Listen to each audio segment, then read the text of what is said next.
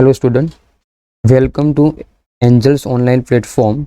Today we discuss about October mega test solution standard 11th JEE.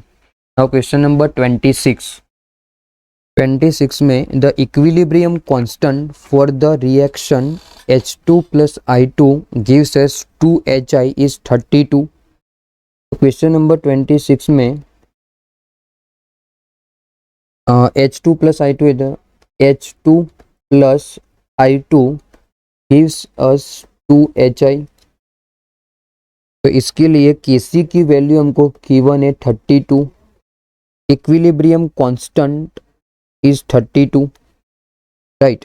That equilibrium concentration of I2 and HI are 0.5 multiplied by 10x to power minus 3 and 8 multiplied by 10x to power minus 3 molar respectively. The equilibrium concentration of H2, इसमें Kc की value given है 32. उसके बाद equilibrium के बात करेंगे तो इसमें equilibrium concentration T is equal to okay equilibrium time पे कंसंट्रेशन है I2 की कंसंट्रेशन कितनी दे रखी है इधर 0.5 multiply by 10x to power minus 3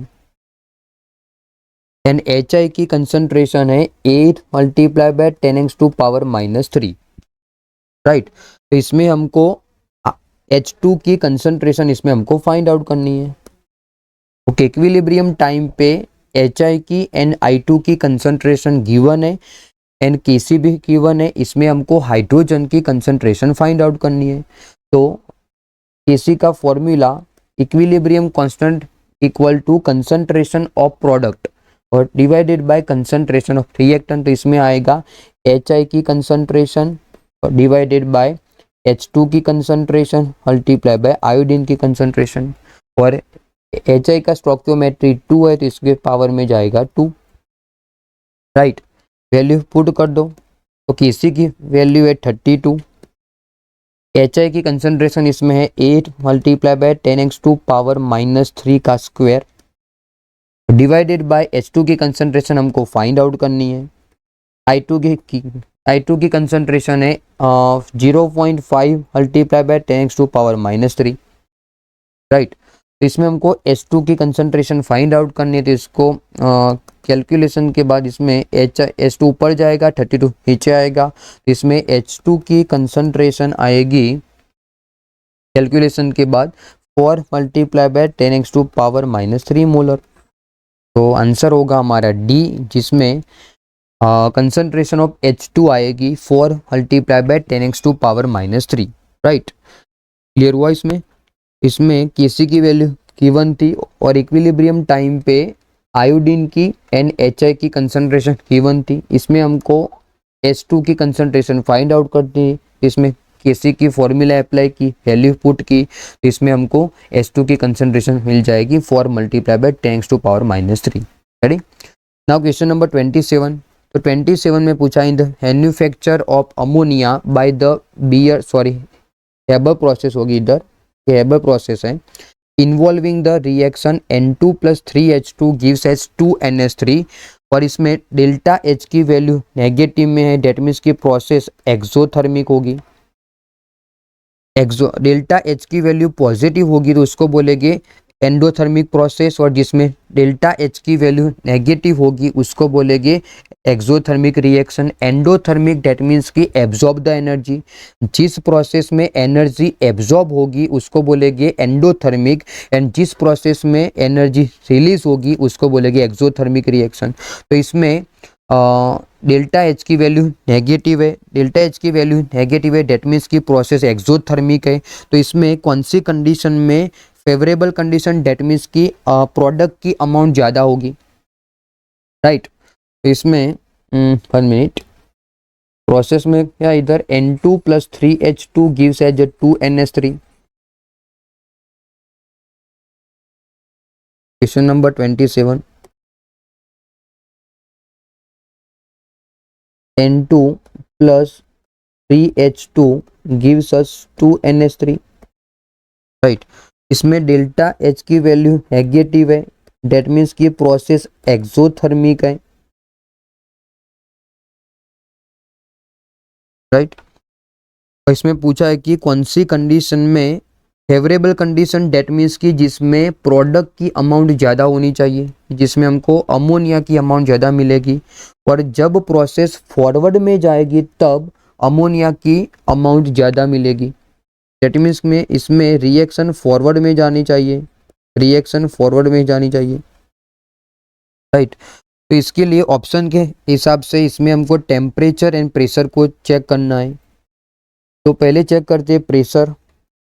तो इसमें प्रेशर को इंक्रीज करेंगे तो क्या होगा, तो according to the Le Chatelier principle, pressure को इंक्रीज करेंगे तो जिसमें मोल ज़्यादा होंगे उससे कम मोल में जाएंगे। तो इसमें रिएक्टेंट साइड में N2 के मोल है 1, हाइड्रोजन के मोल है 3, तो टोटल मोल 4 है।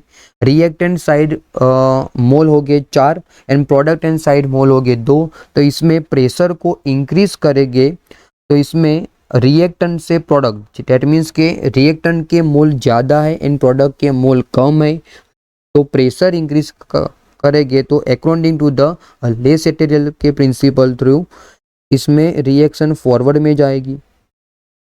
रिएक्शन फॉरवर्ड में जाएगी तो अमोनिया की अमाउंट इंक्रीज होगी, राइट। डेट मीन्स कि प्रेशर को इंक्रीज करना पड़ेगा, राइट। लेसेटेरियल के प्रिंसिपल के थ्रू हम लोग प्रेशर को इंक्रीज करेंगे तो जिसमें मोल ज़्यादा होंगे उससे कम मोल तक जाएंगे। तो इसमें रिएक्टेंट के मोल ज़्यादा है तो प्रोसेस फॉरवर्ड में जाएगी तो अमोनिया की अमाउंट इंक्रीज होगी, राइट। सेकंड ऑप्शन टेम्परेचर का, इसमें टेम्परेचर को इंक्रीज करेंगे तो लेसेटेरियल के प्रिंसिपल थ्रू एंडोथर्मिक प्रोसेस होगी तो प्रोसेस फॉरवर्ड में जाएगी। बट इसमें प्रोसेस एक्सोथर्मिक है तो एक्सोथर्मिक प्रोसेस होगी और उसको फॉरवर्ड में जाने के लिए टेम्परेचर को डिक्रीज करना पड़ेगा। दैट मीन्स कि इसमें अमोनिया की अमाउंट इंक्रीज करने के लिए प्रोसेस एक्सोथर्मिक है तो इसमें टेम्परेचर को डिक्रीज करना पड़ेगा एंड प्रेशर को इंक्रीज करना पड़ेगा। तो ऑप्शन के हिसाब से high pressure and low temperature answer आएगा हमारा ए। उसके बाद ऑप्शन सेकंड चेक करो, लो प्रेशर तो आएगा नहीं इसमें, high pressure and high temperature वो भी नहीं आएगा, लो प्रेशर भी नहीं आएगा। हमारा आंसर होगा ए कि जिसमें प्रेशर को इंक्रीज करेंगे एंड टेम्परेचर को डिक्रीज करेंगे तो अमोनिया की अमाउंट इंक्रीज होगी क्योंकि process exothermic, right. Okay, now question number 28। तो 28 में एक रिएक्शन है 2x + y gives z + 80 kilo calorie. Date means कि राइट हैंड साइड पे एनर्जी है, राइट हैंड साइड पे एनर्जी होगी, डेट मीन्स कि एनर्जी को रिलीज कर रहा है तो प्रोसेस एक्सोथर्मिक होगी इधर, राइट। इसमें एनर्जी प्रोडक्ट एंड साइड है तो एनर्जी को रिलीज करेगा तो उसको बोलेंगे एक्सोथर्मिक रिएक्शन। तो which combination of pressure and temperature gives highest yield of Z. Yield मतलब क्या होगा, प्रोडक्ट। तो 4 ऑप्शन में से किस ऑप्शन के हिसाब से जेड डेट मीन्स की प्रोडक्ट की अमाउंट ज़्यादा मिलेगी, तो कंसेप्ट वही होगा, लेसेटेरियल के प्रिंसिपल थ्रू प्रोडक्ट की अमाउंट इंक्रीज करने के लिए रिएक्शन फॉरवर्ड में जानी चाहिए।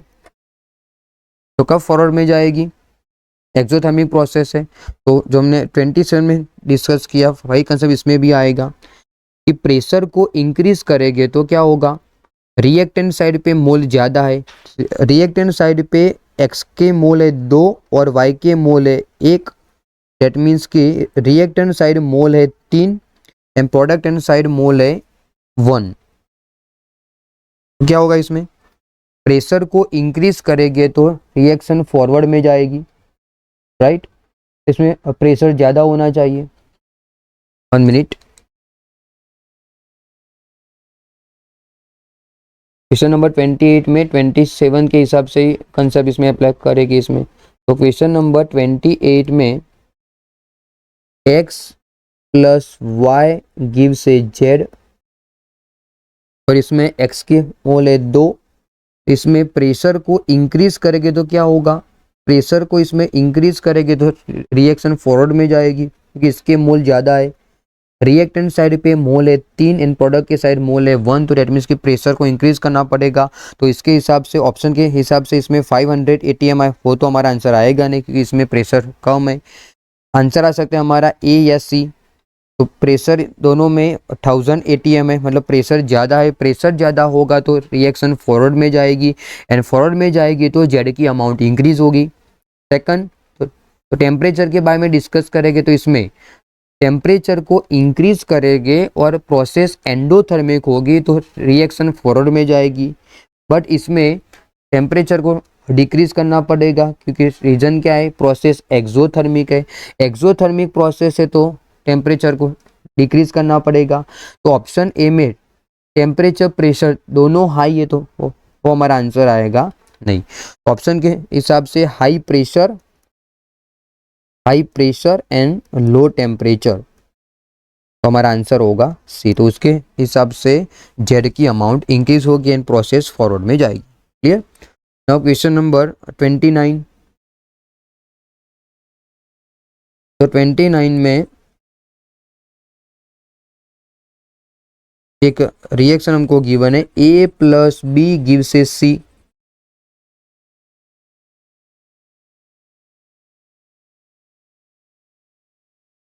क्वेश्चन नंबर 29 में A plus B gives C. A के मोल हमको गिवन है 1 mole, T is equal to 0। तो इनिशियल टाइम पे ए के मोल हो गए 1 मोल और बी के मोल हो गए 1.5 मोल एंड सी के मोल हो गए 2 mole. Right, 1 mole of A, 1.5 mole of B and 2 mole of C taken in a vessel of volume 1 litre. इधर वॉल्यूम कितना है, 1 लीटर है। मोल गिवन है, वॉल्यूम गिवन है, तो इसमें कंसंट्रेशन आ जाएगा सब में। तो इसमें सब में कंसंट्रेशन होगी, जितने मोल उतना ही कंसंट्रेशन रहेगा इसमें। राइट, कंसंट्रेशन का फॉर्मूला होगा मोल मोल डिवाइडेड बाय वॉल्यूम होगा। इसमें मोल है, सबके मोल गिवन है, वॉल्यूम भी 1 है, तो जितने उसके मोल होगी कंसंट्रेशन उसकी वही रहेगी। तो इसकी कंसंट्रेशन होगी 1, इसकी होगी 1.5 और इसकी होगी 2। राइट, तो इनिशियल टाइम पे ए बी एंड सी की कंसंट्रेशन मिल गई। उसके बाद इक्विलिब्रियम टाइम पे बोल रहा है कि इक्विलिब्रियम कंसंट्रेशन, जब इक्विलिब्रियम आएगा तब T is equal to T.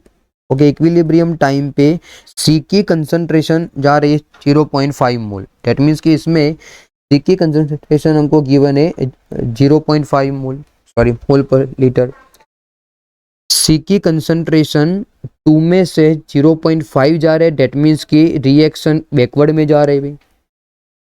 Right, okay, initial time पे ए की कंसंट्रेशन आई 1, बी की 1.5 एंड सी की आई 2। पर इक्विलिब्रियम टाइम पे सी की कंसंट्रेशन गिवन है हमको 0.5। दैट मीन्स कि सी की कंसंट्रेशन स्टार्टिंग में थे 2 और जब इक्विलिब्रियम आया तब उसकी कंसंट्रेशन हुई 0.5। दैट मीन्स सी की कंसंट्रेशन डिक्रीज हुई 2 में से 0.5। दैट मीन्स की प्रोसेस कौन सी जाएगी, बैकवर्ड में जाएगी। क्वेश्चन के हिसाब से इसमें हम लोग चेक करेंगे तो इसमें सी की कंसंट्रेशन डिक्रीज हो रही है 2 में से 0.5। डेट मीन्स की प्रोसेस कहाँ पर जा रही है, बैकवर्ड में जा रही है। प्रोसेस कहाँ पर जा रही है, तो बैकवर्ड में जा रही है। बैकवर्ड में जाएगी तो प्रोसेस ऐसी रहेगी।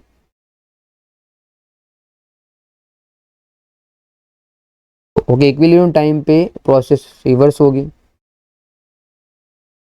इसकी अमाउंट ज़्यादा होगी। राइट, इसमें से कितने मोल रिमेनिंग हो गए, तो सी की कंसंट्रेशन 0.5। डेट मीन्स के 2 में से कितने मोल ए एंड बी में कन्वर्ट हुए हो गए इसमें, तो इसमें सी में स्टार्टिंग के मोल थे 2, उसके बाद बचे इसमें 0.5, तो इसमें से 1.5 मोल सी वो ए एंड बी में कन्वर्ट हुआ होगा। राइट, इसमें ऐसे लिख सके कि इसमें लिखना हो तो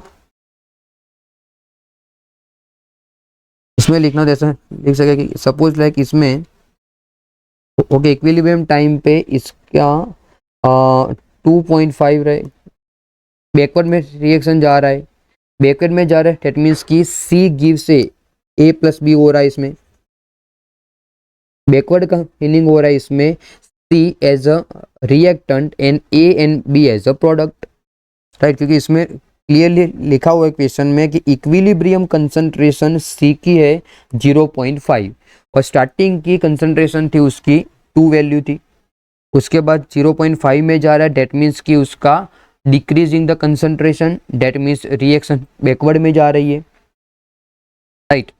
तो इसका रिमेनिंग पोर्शन कितना होगा, तो सी का रिमेनिंग पोर्शन होगा 2 माइनस एक्स, और इसमें A and B as a product form में है तो उसकी अमाउंट इंक्रीज होगी, तो ए की अमाउंट इंक्रीज होगी, सपोज लाइक 1 प्लस एक्स, और इसकी होगी 1.5 प्लस एक्स, और इसमें लिखा हुआ है कि इक्विलिब्रियम टाइम पे सी की कंसंट्रेशन आ रही है 0.5,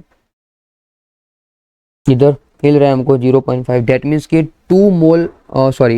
2 मोल में से 0.5 मोल रिमेनिंग है, तो 1.5 मोल ए एंड बी में कन्वर्ट हो गए, तो इसमें एक्स की वैल्यू हमको गिवन है 2 माइनस 0.5, सॉरी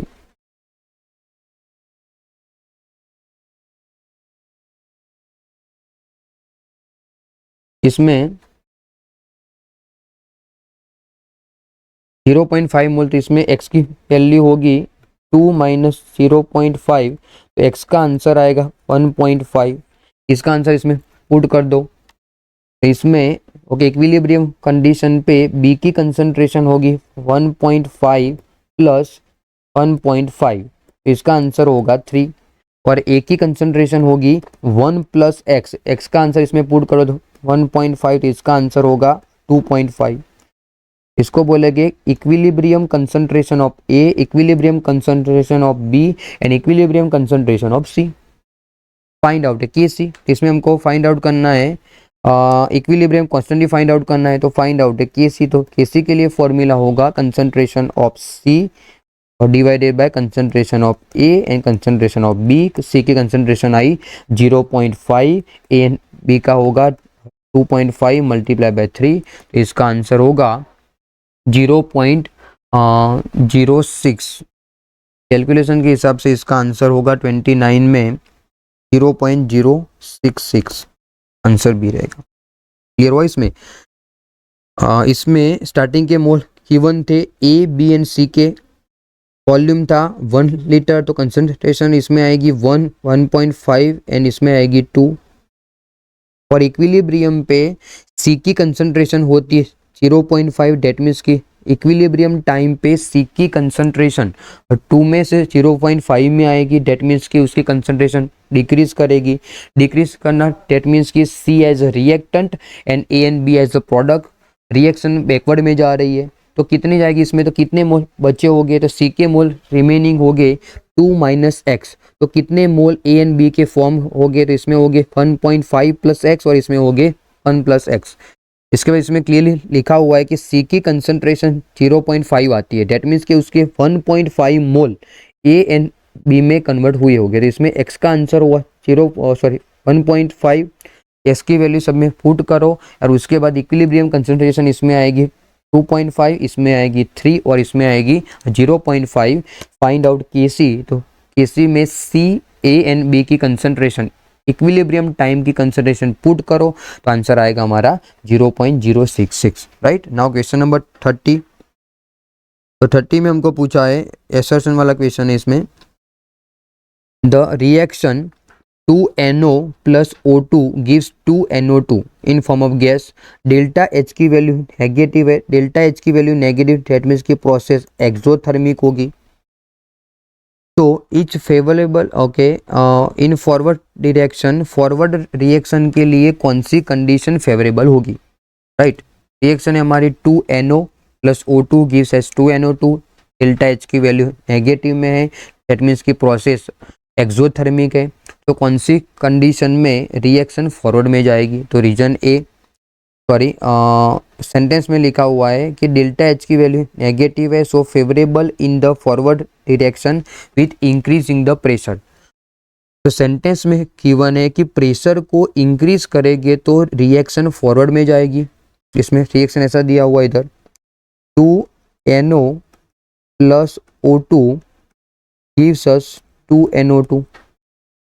तो इसमें प्रेशर को इंक्रीज करेंगे तो क्या होगा, इसमें प्रेशर को इंक्रीज करेंगे तो रिएक्टेंट साइड पे मोल ज़्यादा है, रिएक्टेंट साइड पे मोल है 3 एंड प्रोडक्ट साइड मोल है 2, तो प्रेशर को इंक्रीज करेंगे तो लेस मटेरियल के प्रिंसिपल थ्रू रिएक्शन फॉरवर्ड में जाएगी।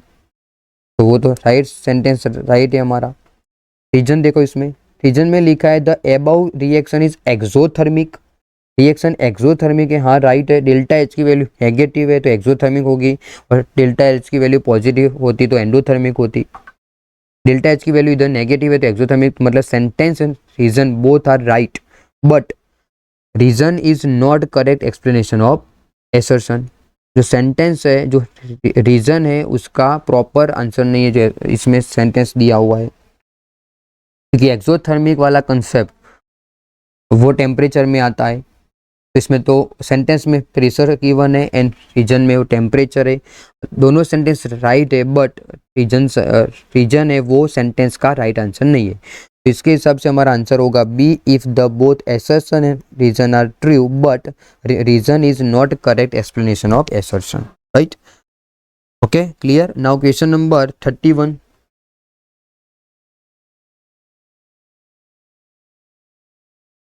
में the pair of compound in which both the metal are in the highest possible oxidation state. Redox के क्वेश्चन है इसमें। तो रेडॉक्स में 31 क्वेश्चन में पूछा है हमको किस मॉलिक्यूल में सेंट्रल एटॉम का oxidation state higher oxidation state में होगा, राइट। तो इसमें फर्स्ट ऑप्शन में गिवन है FeSO4 एंड साथ में है CuS2। इसमें सारे ऑप्शन में सेंट्रल एटॉम का ऑक्सीडेशन स्टेट हमको फाइंड आउट करना पड़ेगा। तो FeSO4 आयन सल्फेट में आयन का ऑक्सीडेशन स्टेट होगा +2, CuS2 में कॉपर का ऑक्सीडेशन स्टेट होगा +2, राइट। ऑप्शन बी में चेक करो CrO2Cl2। तो इसमें CrO2Cl2, दूसरा है MnO4-1 पर मैंगनीट आयन। तो इसमें Cr, तो chromium as a central atom, तो क्रोमियम का ऑक्सीडेशन स्टेट इधर आएगा -4 एंड -2, इसमें आएगा +6 आएगा। CrO2Cl2 में क्रोमियम का ऑक्सीडेशन स्टेट होगा +6, राइट। और इसमें MnO4-1 पर मैंगनीट आयन में मैंगनीज का ऑक्सीडेशन स्टेट होगा +7। और हम लोग जानते हैं कि क्रोमियम का मैक्सिमम ऑक्सीडेशन स्टेट +6 आता है एंड मैंगनीज का ऑक्सीडेशन स्टेट +7 आता है। तो ऑप्शन के हिसाब से हमारा आंसर आएगा बी, कि जिसमें क्रोमियम का ऑक्सीडेशन स्टेट हाईएस्ट होगा, राइट। क्रोमियम में होगा +6 और मैंगनीज में होगा +7। थर्ड ऑप्शन के हिसाब से TiO2, तो TiO2 में titanium as a central metal atom, और इसमें टाइटेनियम का ऑक्सीडेशन स्टेट होगा +4, और MnO2 में मैंगनीज का ऑक्सीडेशन स्टेट होगा +4, और इसमें मैंगनीज का हाईएस्ट ऑक्सीडेशन स्टेट +7 आता है। तो उसके हिसाब से हमारा आंसर रॉन्ग रहेगा सी। Option D COCN6-3 and MnO3, तो इसमें भी CO का ऑक्सीडेशन स्टेट COCN6 और चार्ज है -3, तो इसमें CO का ऑक्सीडेशन स्टेट आएगा +3 आएगा। और MnO3 में मैंगनीज ट्राइऑक्साइड में मैंगनीज का ऑक्सीडेशन स्टेट +6 आएगा। तो चारों ऑप्शन के अकॉर्डिंग टू द हमारा आंसर होगा बी, क्योंकि इसमें क्रोमियम का ऑक्सीडेशन स्टेट आता है +6 एंड मैंगनीज का ऑक्सीडेशन आता है +7, जो उसके दोनों एटॉम के हाईएस्ट ऑक्सीडेशन स्टेट है। हमारा आंसर होगा बी, कि जिसमें हाईएस्ट ऑक्सीडेशन स्टेट शो करेगा। क्लियर। Now question number 32। तो 32 में रिएक्शन है Cl2 gas plus XOH-1 gives YClO3-1 plus ZH2O plus 10 electron -1। इसमें हमको coefficient X, Y and Z find out करना है। तो सिंपल इस रिएक्शन को बैलेंस करना है। रिएक्शन को बैलेंस करने के लिए मेथड 1 ऑक्सीडेशन नंबर मेथड या second method electron ion method, तो उसके हिसाब से हमारा आंसर इसमें आएगा 32 में। बैलेंस करने के लिए 4 स्टेप फॉलो करना पड़ेगा। तो 4 स्टेप फॉलो करने के बाद हमारा आंसर होगा सी, कि जिसमें 12, 2 एंड 6 आंसर होगा, जिसमें एक्स का आंसर होगा 12, वाई का आंसर होगा 2 एंड जेड का आंसर होगा 6। और इसमें चार्ज भी बैलेंस हो जाएंगे। तो उसके हिसाब से हमारा आंसर होगा C, 12, 2, 6। Right. Now question number 33। तो 33 में पूछा है when ion is added to CuSO4 solution. तो क्वेश्चन नंबर 33 में Fe ion can react with CuSO4। Copper sulphate के सॉल्यूशन में आयन को ऐड किया है। तो इसमें कॉपर इज प्रेसिपिटेट मतलब व्हाट? प्रेसिपिटेट का मीनिंग होगा इनसॉल्यूबल पार्ट, जो वाटर में सॉल्यूबल नहीं होगा वो प्रेसिपिटेट फॉर्म करेगा। वो किसके फॉर्म हो गए प्रेसिपिटेट, किस आयन के फॉर्म हो गए? तो इसमें Fe CuSO4 के साथ रिएक्ट करेगा, तब Fe होगा वो कॉपर को डिस्प्लेस करेगा। तो इधर हमको मिलेगा FeSO4 प्लस Cu मिलेगा। डेट मीन्स कि इसमें Fe ने कॉपर को रिप्लेस कर दिया। तो इसमें सॉल्यूशन में जाएगा Fe और Cu प्लस के प्रेसिपिटेट फॉर्म हो गए।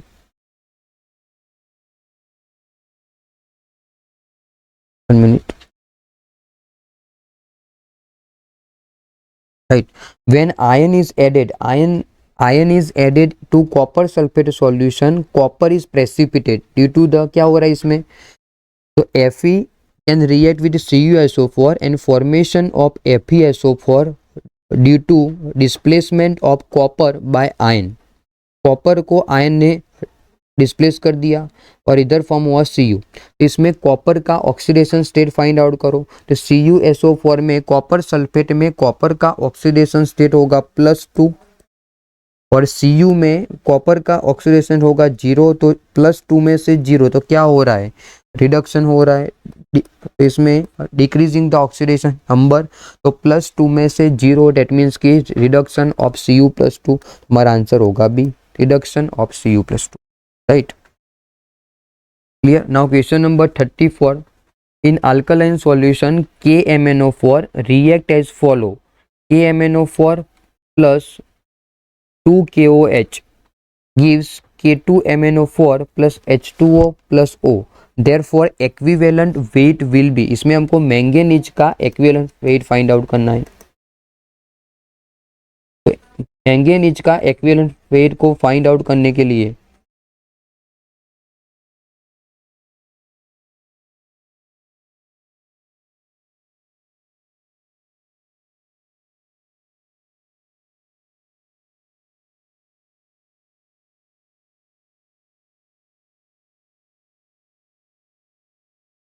Question number 34। तो इसमें KMnO4 is converted into K2MnO4। इधर लिखो example number, question number 34। KMnO4 is converted into K2MnO4। इसमें हमको मैंगनीज का एक्विवेलेंट वेट पूछा हुआ है, तो इसमें मैंगनीज पे फोकस करो, उसके अलावा जो भी है उसको कंसीडर करने की जरूरत नहीं है। तो KMnO4 is converted into K2MnO4। तो first find out the oxidation state of manganese. तो इसमें KMnO4 में मैंगनीज का ऑक्सीडेशन स्टेट होगा +7 एंड K2MnO4 में मैंगनीज का ऑक्सीडेशन स्टेट होगा +6। इसमें +7 में से +6, तो क्या हो रहा है? Decreasing the oxidation number, called as reduction. Right, +7 में से +6, that means decreasing the oxidation number, called as reduction. इसमें मैंगनीज का वैलेंसी फैक्टर फाइंड आउट करो। वैलेंसी फैक्टर ऑफ मैंगनीज, तो इसके लिए होगा change of oxidation number, change of oxidation number multiply by number of atom, right. तो इसमें +7 में से +6, चेंज ऑफ ऑक्सीडेशन स्टेट आएगा 1 मल्टीप्लाई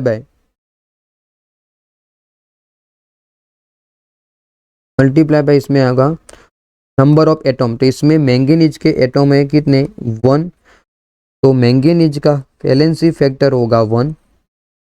उसके बाद find out equivalent weight of manganese. तो इसके लिए एटॉमिक मास मतलब m और डिवाइडेड बाय NF या VF वैलेंसी फैक्टर। तो मैंगनीज का मास होगा, सॉरी मैंगनीज मतलब किसका फाइंड आउट करना है, इसमें इक्विवेलेंट वेट ऑफ KMnO4, तो इसका मास फाइंड आउट करना है। तो इसमें KMnO4 का मॉलिक्यूलर मास आएगा,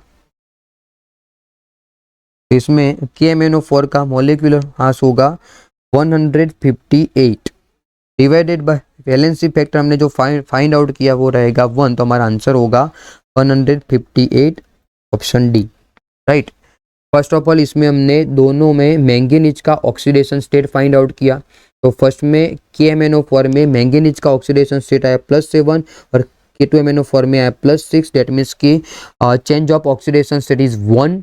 सो फाइंड आउट VF मतलब वैलेंसी फैक्टर, तो इसके हिसाब से हमारा वैलेंसी फैक्टर आया 1। तो इसमें हमको इक्विवेलेंट वेट फाइंड आउट करना था, इसका करना था, इसमें KMnO4 का करना था। इसके लिए उसका molecular mass of KMnO4 divided by VF। तो VF का आंसर होगा 1, तो आंसर आएगा हमारा 158 as a molecular mass of KMnO4, right. Clear. Now question number 35। तो 35 में पूछा है when benzaldehyde is oxidised to give benzoic acid, then the oxidation state of carbon of aldehyde group is changed from, right। Question में हमको पूछा है कि benzaldehyde is converted into benzoic acid, तो इसके लिए उसके फॉर्मूला हमको आने चाहिए।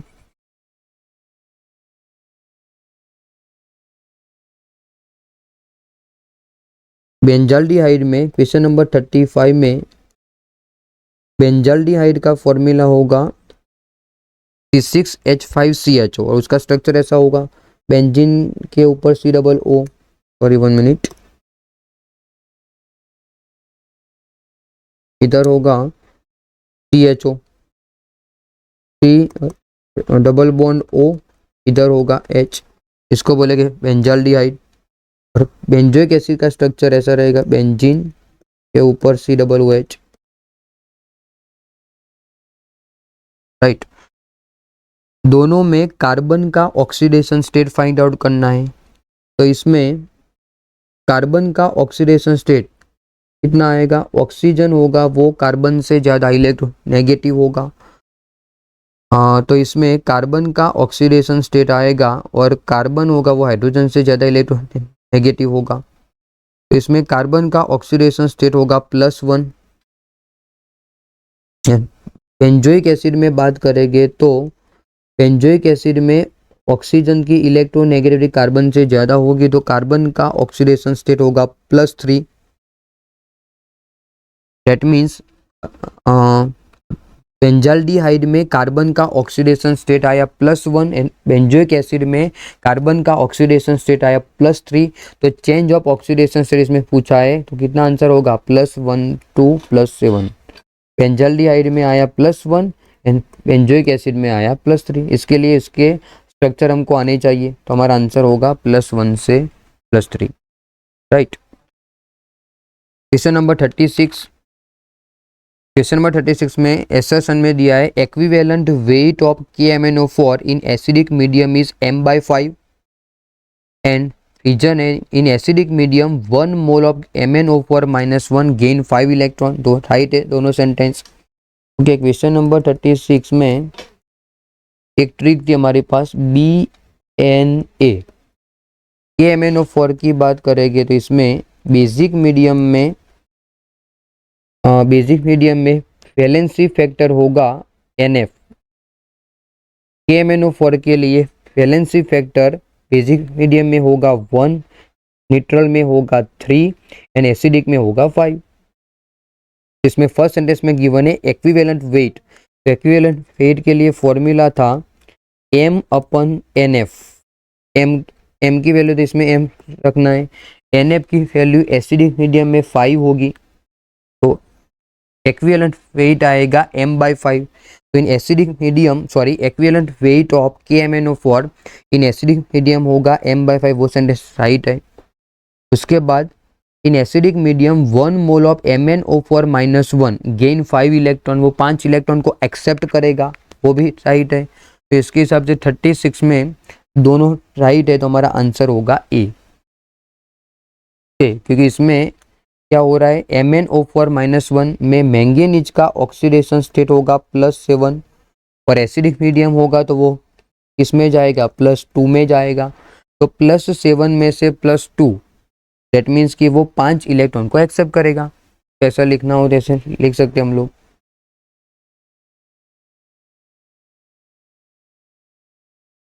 एसिडिक मीडियम की बात करेंगे तो इसमें MnO4-1 वो किस में जाएगा, Mn+2 में जाएगा। तो इसमें मैंगनीज का ऑक्सीडेशन स्टेट आएगा +7, इसमें होगा +2, तो +7 में से +2 मतलब क्या हो रहा है इसमें चेंज ऑफ ऑक्सीडेशन स्टेट +5 और +7 में से +2 दैट मीन्स कि डिक्रीजिंग द ऑक्सीडेशन स्टेट, तो उसके लिए उसको वो 5 इलेक्ट्रॉन को एक्सेप्ट करेगा, राइट। तो वो +7 में से +2 में जाने के लिए 5 इलेक्ट्रॉन को एक्सेप्ट करेगा। तो रीजन भी राइट है एंड सेंटेंस भी राइट है, एंड रीजन होगा वो एसर्शन का करेक्ट एक्सप्लेनेशन भी होगा, तो उसके हिसाब से हमारा आंसर होगा A, right. Now question number 37। तो 37 में हमको पूछा है among the following species identify the isostructural pair. तो 4 ऑप्शन में से किस ऑप्शन में आइसोस्ट्रक्चरल का मीनिंग होगा कि इसमें स्ट्रक्चर सेम होने चाहिए। तो ऑप्शन के हिसाब से इसमें फर्स्ट दिया है NF3 हाइड्रोजन ट्राइफ्लोराइड, इसमें इलेक्ट्रॉन पेयर आएंगे 4 एंड 1 पेयर आएंगे 3 एंड 1 पेयर आएंगे 1। और H3O+ की बात करें तो H3O+ में भी टोटल इसमें इलेक्ट्रॉन पेयर आएंगे 4, 1 पेयर हो गए 3 एंड 1 पेयर हो गए 1। तो इसमें NF3 एंड H3O+ में उसका स्ट्रक्चर होगा टेट्राहेड्रल आएगा, इसमें दोनों में स्ट्रक्चर होगा टेट्राहेड्रल, क्योंकि 1 पेयर है 3 एंड 1 पेयर है 1, राइट। सेकंड ऑप्शन के हिसाब से NO3-1 है, NO3-1 एंड सेकंड हमारे पास BF3 है। तो इसमें NO3-1 में इलेक्ट्रॉन पेयर हो गए 3 और इसमें 1 पेयर हो गए 3, 1 पेयर हो गए 0। BF3 में सही होगा, इसमें इलेक्ट्रॉन पेयर हो गए 3, 1 पेयर हो गए 3, 1 पेयर हो गए 0। तो NO3-1 एंड BF3 में 1 पेयर हो गए 3, 1 पेयर हो गए 0, तो उसका शेप आएगा ट्राइगोनल प्लेनर।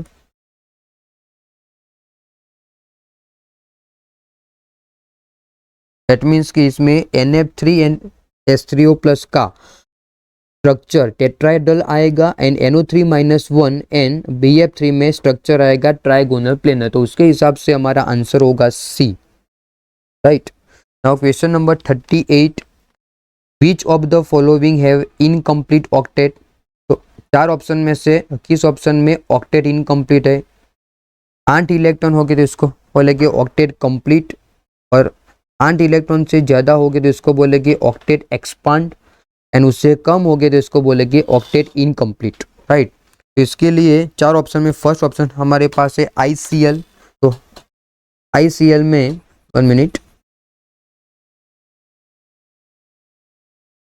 ICL की बात करेंगे इसमें तो I बॉन्ड Cl इसमें होगा, I bond Cl, I bond Cl इसमें होगा। इसमें आयोडीन की वैलेंस शेल में 7 इलेक्ट्रॉन हो गए, 1 2 3 4 5 6 एंड 7, और Cl में भी 7 इलेक्ट्रॉन हो गए तो 1 2 3 4 5 एंड 7, तो दोनों के बीच बॉन्ड फॉर्म होगा। तो आयोडीन के आसपास में 8 इलेक्ट्रॉन हो गए और Cl के आसपास में भी 8 इलेक्ट्रॉन हो गए, सो उसमें ऑक्टेट कंप्लीट ही है, तो वो तो हमारा आंसर आएगा नहीं।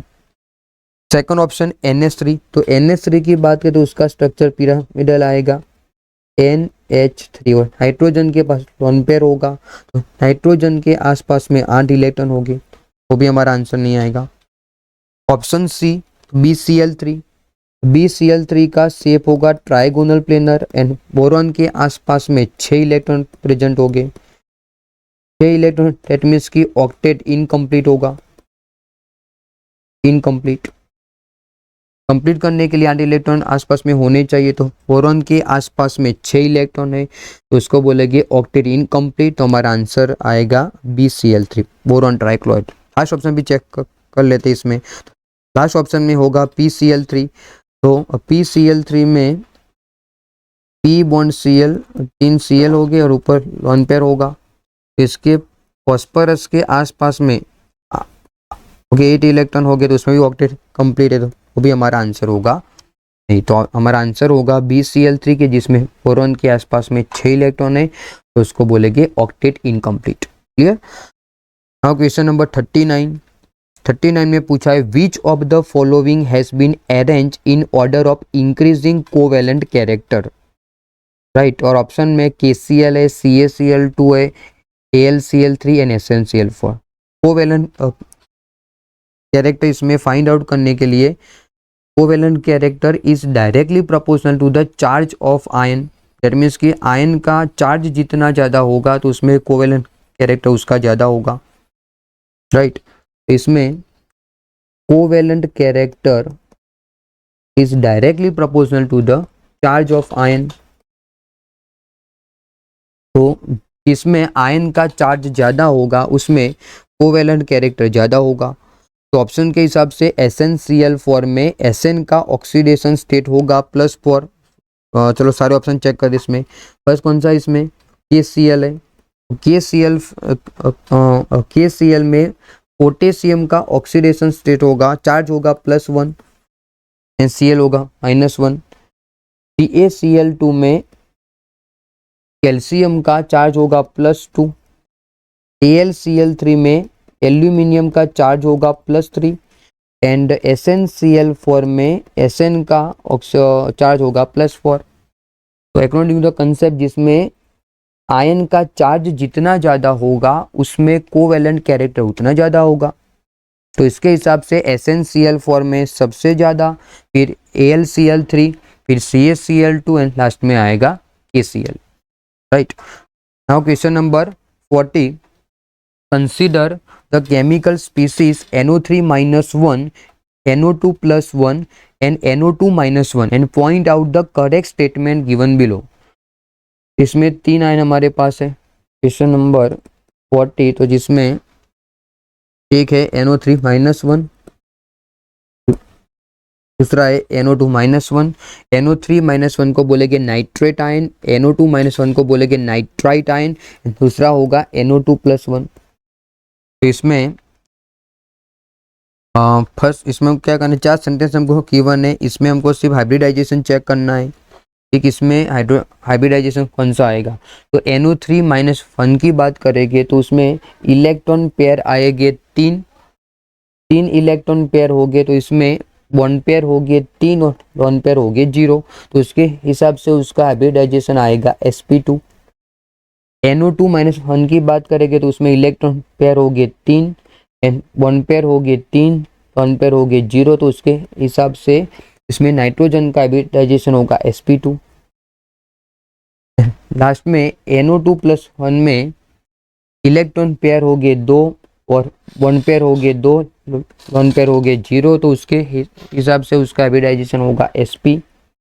दैट मीन्स कि इसमें NO3-1 में एंड NO2-1 में हाइब्रिडाइजेशन कॉमन आता है, sp2 आता है, तो ऑप्शन के हिसाब से हमारा आंसर होगा डी के, जिसमें the hybrid state of nitrogen in NO3-1 and NO2-1 is same, तो कौन सी होगी, दोनों में हाइब्रिडाइजेशन होगा sp2, राइट। हमारा राइट आंसर होगा डी। Now question number 41। तो 41 ने पूछा है which of the following compound has sp2 hybridisation. तो किसमें sp2 हाइब्रिडाइजेशन प्रेजेंट होगा? तो इसमें CO2, तो CO2 में हाइब्रिडाइजेशन होगा sp आएगा, राइट। इसमें आएगा sp। NO2+1 में भी हाइब्रिडाइजेशन होगा sp। PCl3 में हाइब्रिडाइजेशन होगा sp3।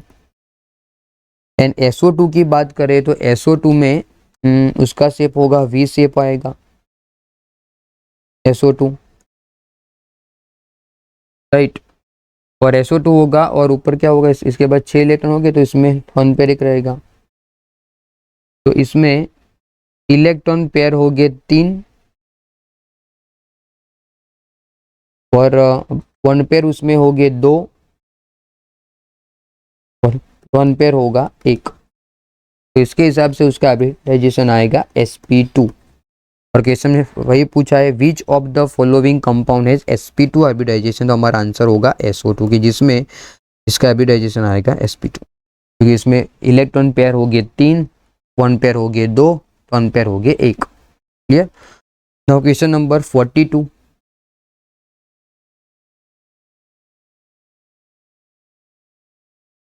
तो 42 में फॉर F2NOF, ओके, F2NOF के हिसाब से विच स्टेटमेंट इज राइट, कौन सा सेंटेंस राइट है? तो फर्स्ट इसमें F2 के बारे में फर्स्ट F2 है एंड सेकंड है OF। 1 minute. Question number 42, question number 42 में एक मॉलिक्यूल है F2, दूसरा है OF। तो इसके F2 में क्या होगा, नंबर ऑफ इलेक्ट्रॉन इसमें चेक करेंगे तो इसमें नंबर ऑफ इलेक्ट्रॉन हो गए 18 इलेक्ट्रॉन आएंगे। और OF में नंबर ऑफ इलेक्ट्रॉन आएंगे ऑक्सीजन के 8 और फ्लोरीन के 9, इसमें 17 इलेक्ट्रॉन हो गए, राइट। तो इसमें बॉन्ड ऑर्डर आएगा 1 और इसमें बॉन्ड ऑर्डर आएगा 1.5, राइट। फ्लोरीन में इलेक्ट्रॉन हो गए 18 और OF में हो गए 17। तो बॉन्ड ऑर्डर फ्लोरीन में आएगा 1 और OF में आएगा 1.5। उसके बाद 4 सेंटेंस चेक करते हैं। फर्स्ट सेंटेंस में लिखा है bond order for both is 1।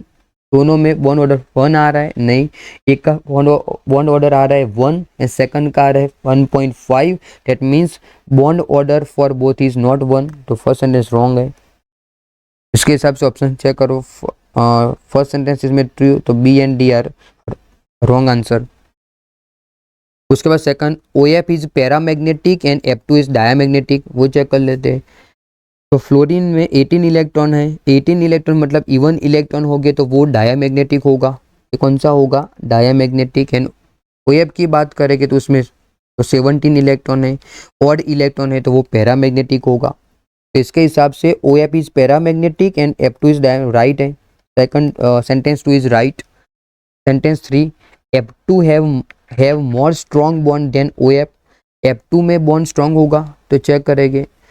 हम लोग जानते हैं कि bond order is directly proportional to the bond strength.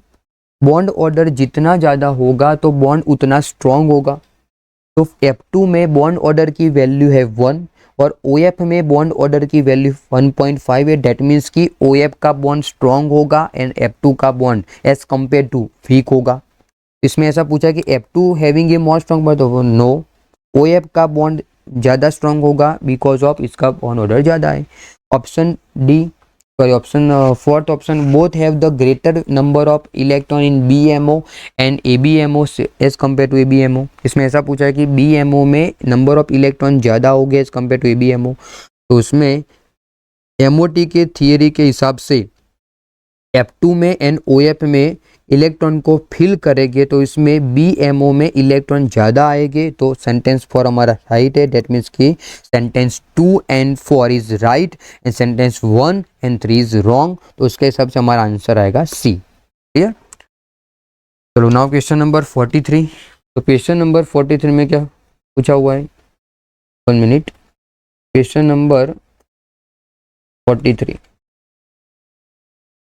0.1 molar acetic acid solution have degree of dissociation is 0.0132, right? तो find the pH of solution, तो पीएच इसमें हमको फाइंड आउट करना है। फर्स्ट ऑफ ऑल हम गिवन क्या है, इसमें एसिटिक एसिड है और acetic acid as a weak acid. Question number 43, acetic acid as a weak acid, right.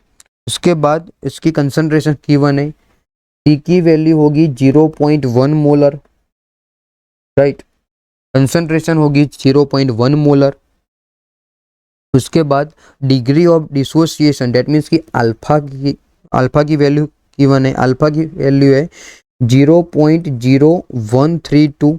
तो find out the pH, pH इसमें हमको फाइंड आउट करनी है, राइट। तो इसमें पीएच की वैल्यू फाइंड आउट करने के लिए पहले इसको एसिडिक एसिड को डिसोसिएट करो, तो क्या आएगा इधर, एसिडिक एसिड को डिसोसिएट करेंगे तो CH3COOH, इसको ब्रेक करेंगे तो इधर हमको मिलेगा CH3COO minus plus H plus ion. T is equal to 0 time पे, ओके, इनिशियल टाइम पे एसिटिक एसिड की कंसंट्रेशन सपोज लाइक C है, प्रोडक्ट की होगी इधर 0 होगी, और T is equal to T time पे इसकी कंसंट्रेशन होगी C इंटू अल्फा, और इधर भी होगी C इंटू अल्फा। इधर कितना रिमेनिंग होगा, तो C पहले था, उसके बाद कितना गया, तो C इंटू अल्फा, राइट। तो इसमें H प्लस की कंसंट्रेशन को फाइंड आउट करने के लिए मुझे H प्लस की कंसंट्रेशन चाहिए, क्योंकि pH की फॉर्मूला होगी pH is equal to minus log concentration of H plus ion. तो मुझे इसमें T is equal to T time पे H प्लस आयन की कंसंट्रेशन चाहिए। वो फाइंड आउट करने के लिए, concentration of H plus ion find out करने के लिए C इंटू अल्फा, तो C की वैल्यू गिवन है 0.1, अल्फा की वैल्यू गिवन है 0.0132। तो इसमें H प्लस आयन की कंसंट्रेशन आएगी 1.32 multiply by 10x to power -3। इसका आंसर आएगा 1.32 multiply by 10x to power -3। ये क्या आया, H प्लस आयन की कंसंट्रेशन आ गई, इसकी वैल्यू इसमें पुट करो तो pH का आंसर आएगा 2.87, राइट। तो इसमें आंसर होगा हमारा A, right. Now question number 44,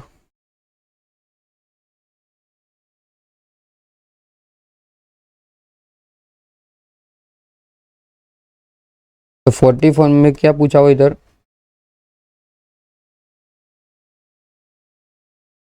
44 में which of the following acid base process according to the Lewis concept.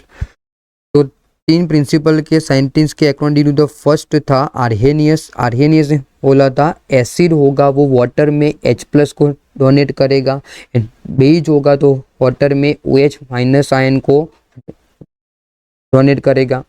Lorry Bronsted के हिसाब से एसिड होगा वो प्रोटॉन को डोनेट करेगा, बेस होगा वो प्रोटॉन को एक्सेप्ट करेगा। उसके बाद थर्ड कंसेप्ट के हिसाब से लेविस एसिड बेस, एसिड होगा वो इलेक्ट्रॉन पेयर को एक्सेप्ट करेगा एंड बेस होगा वो इलेक्ट्रॉन पेयर को डोनेट करेगा।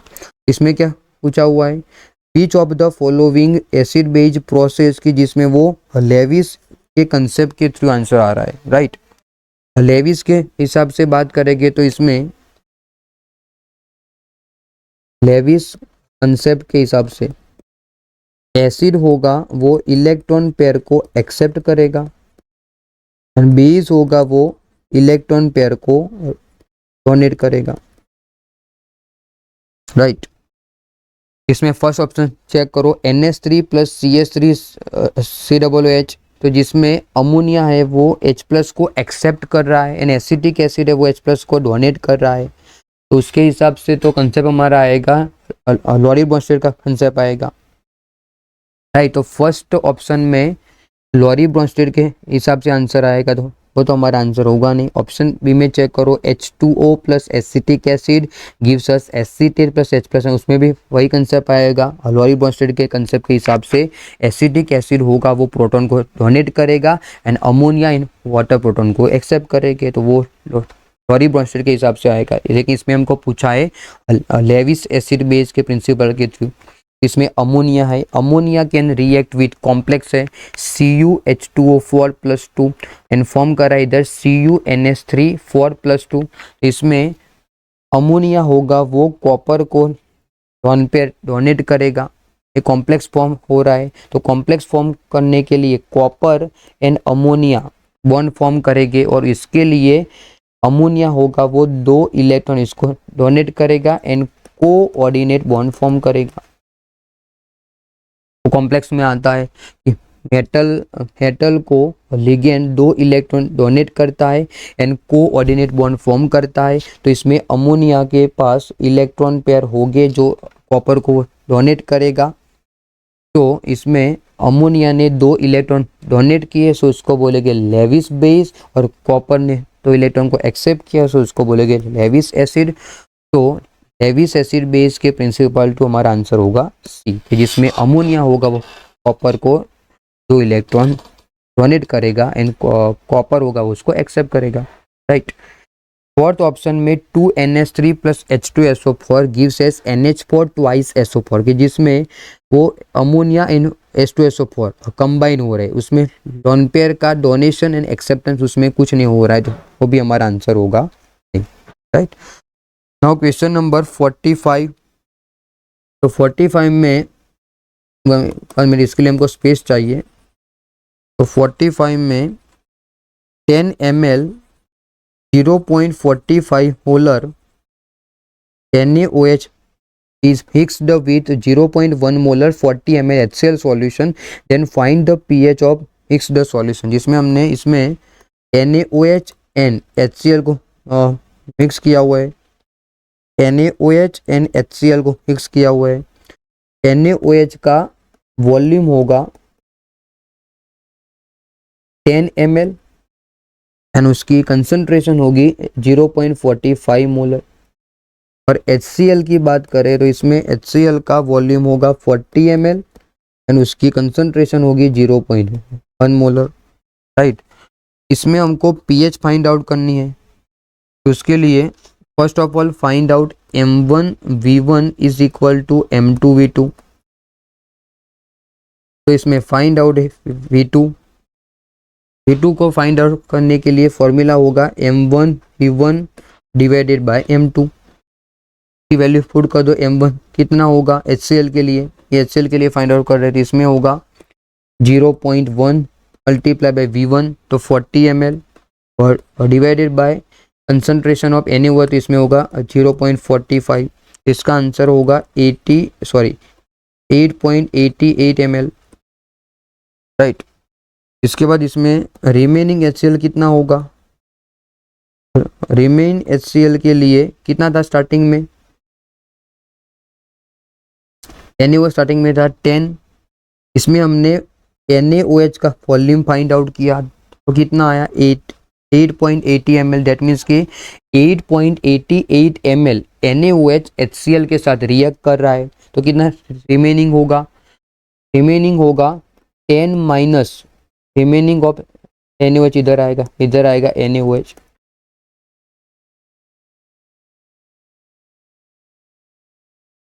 इसमें आएगा 10 माइनस 8.88, इसमें आंसर मिलेगा 1.12 ml, राइट। तो टोटल मिक्सर कितना था इधर, तो टोटल मिक्सर था 10 प्लस 40 था, इसमें टोटल मिक्सर होगा 10 प्लस 40, तो आंसर होगा 50 ml, राइट। इसमें हमको क्या फाइंड आउट करना है, pH फाइंड आउट करना है, तो pH के लिए हमको फाइंड आउट करना पड़ेगा concentration of H plus ion. तो H प्लस आयन की कंसंट्रेशन को फाइंड आउट करने के लिए फिर से हमको फॉर्मूला अप्लाई करना पड़ेगा, इसमें तो कौन सा होगा M1V1 is equal to M2V2।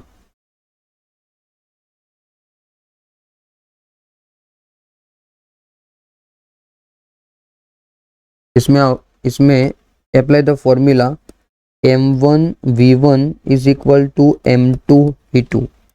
तो फाइंड आउट है M2, तो M2 को फाइंड आउट करने के लिए वही formula M1 multiply by V1 divided by V2, इसकी फॉर्मूला अप्लाई कर दो। M1 कितना होगा, M1 होगा इधर 1 पॉइंट, सॉरी वॉल्यूम कितना होगा इधर, पहले मोलारिटी, मोलारिटी इधर होगी 0.45, मोलारिटी इधर होगी 0.45 मोलर,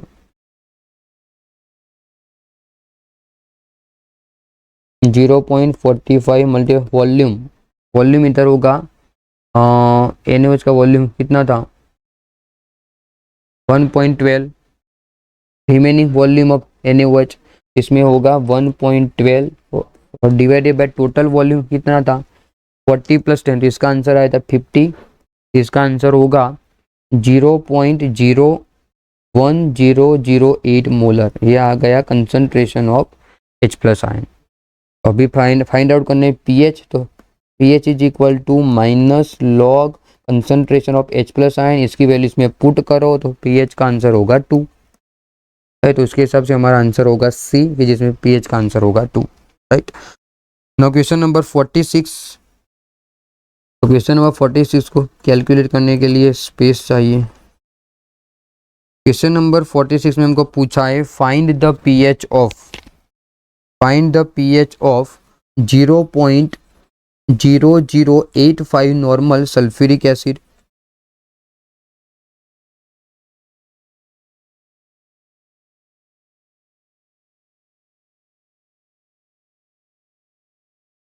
क्वेश्चन नंबर 46 में 0.0085 नॉर्मल सल्फ्यूरिक एसिड है and sulphuric acid as a diprotic acid, क्योंकि सल्फ्यूरिक एसिड के पास 2 प्रोटॉन है, उसको डोनेट करेगा सो उसको बोलेंगे डाइप्रोटिक एसिड। तो सेकंड इसमें इसकी नॉर्मलिटी हमारे पास है, नॉर्मलिटी n की वैल्यू है 0.0085 नॉर्मल ऑफ सल्फ्यूरिक एसिड। इसमें एक फॉर्मूला हम लोग जानते हैं, normality equal to molarity multiply by valency factor, right. तो नॉर्मलिटी हमारे पास है, तो पीएफ हम लोग जानते हैं, sulphuric acid as a diprotic acid, तो इसके लिए पीएफ का आंसर होगा 2। तो फाइंड आउट है मोलारिटी, तो N/VF होगा, N मतलब क्या नॉर्मलिटी, उसकी वैल्यू है 0.0085 डिवाइडेड बाय वैलेंसी फैक्टर, तो सल्फ्यूरिक एसिड के लिए वैलेंसी फैक्टर होगा 2, तो इसका आंसर आएगा 0.00425, ये आगे उसकी मोलारिटी। बट इसमें H+ आयन 2 है, राइट, इसमें H+ आयन 2 है, तो एक के लिए मिला हमको, एक H+ आयन के लिए कंसंट्रेशन मिली हमको 0.00425, तो 2 H+ आयन के लिए 1 मिनट, 2 H+ के आयन के लिए इसको मल्टीप्लाई करना पड़ेगा 2 के साथ,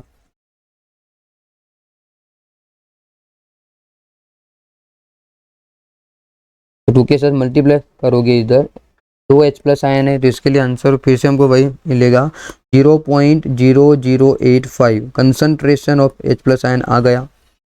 उसके बाद फाइंड आउट है pH, तो pH का formula minus log H+ ion, इसकी वैल्यू इसमें पुट कर दो, लॉग की वैल्यू फाइंड आउट करो, तो pH का आंसर आएगा 2.06, राइट। उसके हिसाब से हमारा आंसर होगा 2.6, answer A, right. Now question number 47, तो 47 में हमको पूछा हुआ है HCO3 minus ion called as bicarbonate ion in aqueous solution act as acid, then which equilibrium can be established, right. तो इसमें HCO3 माइनस आयन है, तो क्या करेगा वो, इसमें लिखा है कि HCO3 minus ion in aqueous solution, aqueous मतलब क्या, वाटर के साथ वो रिएक्ट करेगा, एक्ट एज द एसिड, वो एसिड के फॉर्म में काम करेगा। एसिड मतलब क्या, to donate of H+ ion. तो किस में 4 ऑप्शन में से किस ऑप्शन में बाइकार्बोनेट आयन एसिड के फॉर्म में काम कर रहा है, इसमें चेक करो। Option A HCO3 minus 1 ion plus H2O gives S CO3 minus 2 and H3O+1, right. ये पॉसिबल हो सकता है इसमें।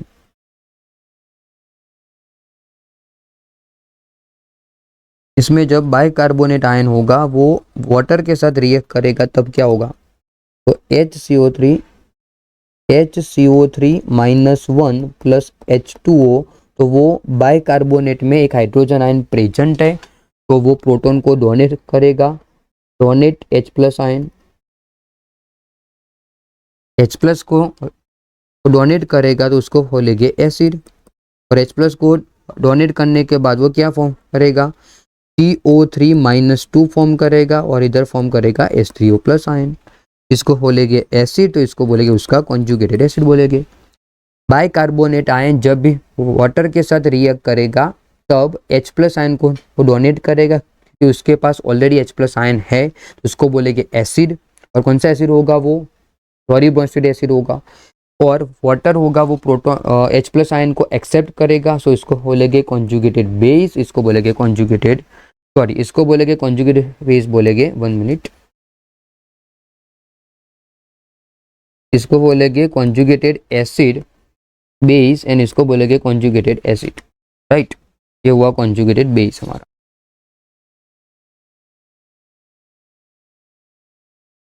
क्या हुआ, ये कॉन्जुगेटेड बेस, राइट। तो उसके हिसाब से हमारा आंसर आ सकता है ए। ऑप्शन बी चेक कर लेते हैं, तो इसमें HCO3 -1 प्लस H2, इसने तो बाइकार्बोनेट ने प्रोटॉन को एक्सेप्ट किया, वो तो पॉसिबल ही नहीं, वो तो बेस हो जाएगा। और किसी ने उनको पूछा है वर्क एज एसिड, राइट। उसके बाद ऑप्शन सी में भी वही किया है कि इसमें CO2 बना है, इसमें हाइड्रोजन भी रिलीज कर दिया एंड ऑक्सीजन भी रिलीज कर दिया, वो भी नहीं आएगा। फर्स्ट ऑप्शन में वो कंबाइन, वो भी नहीं आएगा, राइट। तो हमारा आंसर होगा HCO3 -1 की, जिसमें बाइकार्बोनेट आयन प्रोटॉन को डोनेट करेगा तो उसको बोलेंगे Lewis acid, sorry Lowry bromide acid बोलेंगे, एंड H2O को बोलेंगे Lowry bromide base, right. Now question number 48। तो 48 में पूछा है which of the following base is most stronger base, तो कौन सा बेस ज़्यादा स्ट्रॉन्ग होगा। तो इसके हिसाब से ऑप्शन के हिसाब से OH -1, S -2, O -2 and NH2 -1, जिसमें NH2 -1 होगा वो प्रोटॉन को H प्लस आयन को मोर स्ट्रांगली अट्रैक्ट करेगा। डेट मीन्स कि H प्लस आयन को मोर स्ट्रांगली अट्रैक्ट करेगा और उसको एक्सेप्ट करेगा, और जो बेज प्रोटॉन को फास्ट एक्सेप्ट करेगा या उसको अट्रैक्ट करेगा तो उसकी बेजिसिटी ज़्यादा होगी। तो उसके हिसाब से NH2 -1 होगा, वो प्रोटॉन को स्ट्रांगली अट्रैक्ट करेगा, सो उसकी बेजिसिटी सबसे ज़्यादा होगी। तो हमारा आंसर होगा ए, NH2 -1। Now question number 49। तो 49 में हमको पूछा है which substance is not Lewis acid, right. कौन सा एसिड हमारा लेविस एसिड नहीं है। Option A BF3, 1 minute,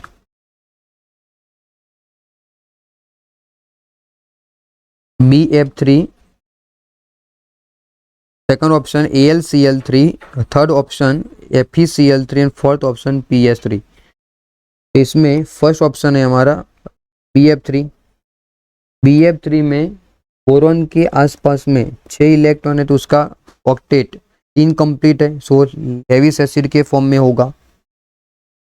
6 electron है तो वो कौन से फॉर्म में होगा, लेविस एसिड के फॉर्म में होगा। AlCl3 में भी वही होगा, AlCl3। इसमें एल्यूमिनियम के आसपास में 6 इलेक्ट्रॉन हो गए तो उसको भी बोलेंगे Lewis acid. Third option FeCl3, तो FeCl3 में भी आयन के Fe के आसपास में 6 इलेक्ट्रॉन हो गए तो वो भी ऑक्टेट इनकम्प्लीट होगा तो लेविस एसिड होगा। फोर्थ ऑप्शन PS3 मतलब फॉस्फिन, तो फॉस्फिन की बात करें जिसमें P बॉन्ड H होगा और फॉस्फोरस के पास एक लोन पेयर प्रेजेंट होगा, तो इसमें फॉस्फोरस के आसपास में 8 इलेक्ट्रॉन होंगे तो वो क्या होगा, लेविस एसिड नहीं होगा क्योंकि उसका ऑक्टेट कंप्लीट है, तो वो लोन पेयर या इलेक्ट्रॉन को एक्सेप्ट नहीं करेगा, तो it is a not Lewis acid. तो PS3 call as the Lewis base, not Lewis acid. तो 49 में हमारा आंसर होगा PS3 फॉस्फिन, राइट। उसके अलावा BF3, AlCl3 एंड FeCl3 में सेंट्रल एटॉम के आसपास में 6 इलेक्ट्रॉन है। 6 इलेक्ट्रॉन डेट मीन्स की ऑक्टेट कंप्लीट नहीं है तो वो 2 इलेक्ट्रॉन को एक्सेप्ट करेगा, सो उसको बोलेंगे लेविस एसिड। बट PH3 में फॉस्फिन में फॉस्फरस के आसपास में 8 इलेक्ट्रॉन है, वो उसका ऑक्टेट कंप्लीट है, सो वो लेविस एसिड के फॉर्म में काम नहीं करेगा, right. Now last question 50, the dissociation constant of 0.01 molar acetic acid each 1.8 multiplied by 10x to power minus 5, then calculate the dissociation constant of its conjugated base for acetate ion, right। तो इसमें given क्या है हमारे पास, 1 minute, एक acetic acid है और दूसरा उसका कॉन्जुगेटेड बेस है, इधर एक एसिटिक एसिड है तो उसका कांस्टेंट होगा, उसको बोलेंगे Ka मतलब क्या होगा इसमें, डिसोसिएशन कांस्टेंट फॉर एसिड। इसके लिए वैल्यू गिवन है इधर 1.8 multiply by 10x to power minus 5 and उसका कॉन्जुगेटेड बेस भी है, कॉन्जुगेटेड बेस होगा CH3COO माइनस आयन, राइट। वो कैसे फॉर्म होता है, जब एसिटिक एसिड होगा, जब एसिटिक एसिड वाटर के साथ रिएक्ट करेगा तब एसिटिक एसिड होगा वो वाटर को H+ आयन डोनेट करेगा, सो इधर फॉर्म होगा CH3COO minus ion and H3O+ ion form करेगा। एसिटिक एसिड ने प्रोटॉन को डोनेट किया, सो इसको बोलेंगे लॉरी ब्रोंस्टेड एसिड और H2O को बोलेंगे लॉरी ब्रोंस्टेड बेस, और एसिटेट आयन फॉर्म होगा उसको बोलेंगे उसका कॉन्जुगेटेड बेस और H3O+ को बोलेंगे कॉन्जुगेटेड एसिड, राइट। तो इसमें हमको एसिटिक एसिड का कांस्टेंट गिवन है, उसको बोलेंगे dissociation constant of acid, acid के लिए A और डिसोसिएशन कांस्टेंट के लिए K, तो इसको बोलेंगे K की वैल्यू गिवन है, और बेस के लिए मतलब कॉन्जुगेटेड बेस के लिए Kb की वैल्यू इसमें हमको फाइंड आउट करनी है। इसमें पूछा है calculate dissociation constant of conjugated base, इसमें हमको Kb की वैल्यू फाइंड आउट करनी है। तो एक formula KW is equal to Ka into Kb होगा। KW मतलब what, dissociation constant for a water, K मतलब क्या, तो dissociation constant for acid and base, right. इसमें Kb की वैल्यू इसमें हमको फाइंड आउट करनी है।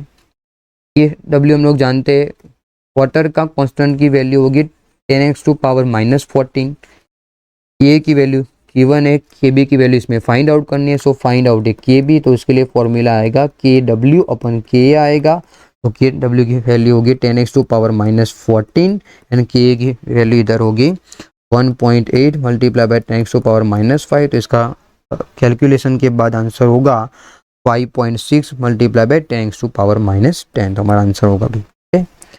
एवरीबडी, जय श्री कृष्ण।